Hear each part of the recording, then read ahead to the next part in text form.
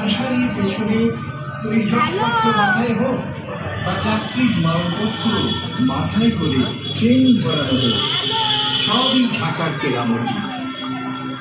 সময়ের সঙ্গে ঢাকাও বদলে গিয়ে আধুনিক ব্যাকপ্যাকের চেহারা নিয়েছে। বাজার যেমন বদলে বাজার, বাইকে চেপে ডোর টু ডোর ডেলিভারি, মাথার ঝাঁকায় বস্তা আর দোকানে ব্যাগ নিয়ে সেই পুরনো ঝাঁকামুঠেরা আজ ডেলিভারি বয় হয়ে চতুর্দিকে ছুটে চলেছে।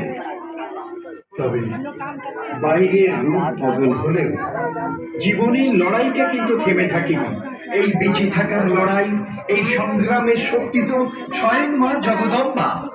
এই শক্তি মা থেকে উৎসারিত, মায়ের অবদান। তাই এবার আমরা ঝাঁকাই করে মাকে আনবো মণ্ডপে। এখন মায়ের সন্তানেরা, আজকের নতুন ঢাকা মুঠেরা কাঁধে পিঠে ব্যাগ আর হাতে বাইক নিয়ে জীবন বাজি রেখে সময়ের সঙ্গে ছুটে চলেছে।